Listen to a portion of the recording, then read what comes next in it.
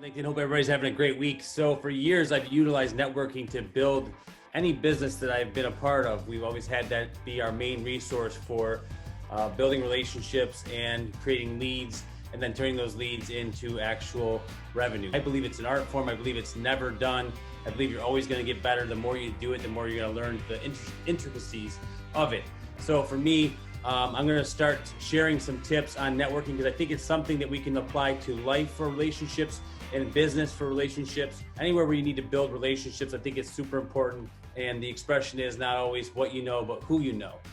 So with that, one quick tip I want to make sure we're aware of is who is the right networking partner for you. Not everybody is going to be perfect for you to network with. Just because they want to network doesn't mean they're the right partner. I'm not saying you should snub someone or turn your back on someone because they're not perfectly aligned with you. But when you're proactively seeking somebody that you think would be good to help open doors for you, I think it's super critical that you take a look at who they are, what industry they're in, what vertical in, who they call on. Are they looking at the same prospective customers that you are? And do those synergies immediately match up and have an opportunity to create something good for both of you by you investing time with each other? So that's one, not just to network, but also to know who's right to network with. The second item, and what I think to be super important, is what you do with the time in between networking events. There may be a clam bake in the spring or the summer and a golf outing towards the end of the summer. There's a lot of space in between those two events. My question is, what are you doing in between those times to add value, gain trust with those networking partners? They're going to help you grow your business, grow your portfolio, or whatever it is in the way of revenue that you're chasing, or just to build your network. The other part of that is not only the activities, but how are you tracking and monitoring those activities? To me, a networking partner is every bit as critical as a prospect, because they are going to be the people that lead you to the leads, because they're a lead, that then turn into revenue.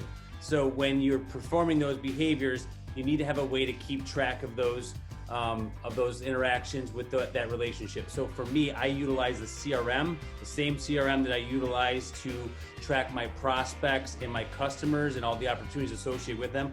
I use that same CRM to track when it was that I last sat with Joe Smith from ABC Incorporated.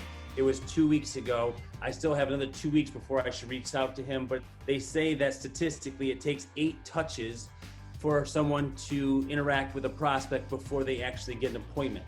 Well, there's a similar philosophy when it comes to your networking partners. You should have 8 touches or 4 touches, whatever your formula is. You should have a cadence set for the person that you're interacting with that says, I'm gonna follow up with them at least once a month. Put it in your CRM, put a note that reminds you, and then in between that, you can even send something. If a business journal or a LinkedIn article pops up that relates to their business, send them that link and continue to put a token of value in that piggy bank between you and them.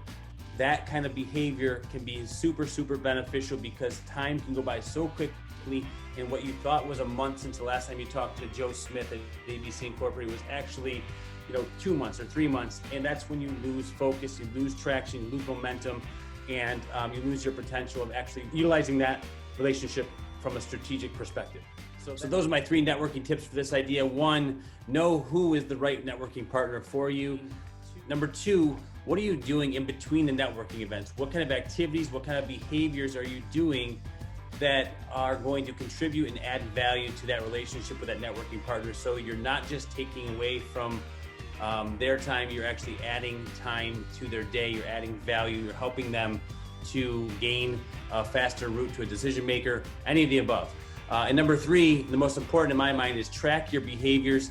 I think you should track your networking partners just the way you would your prospects for new business.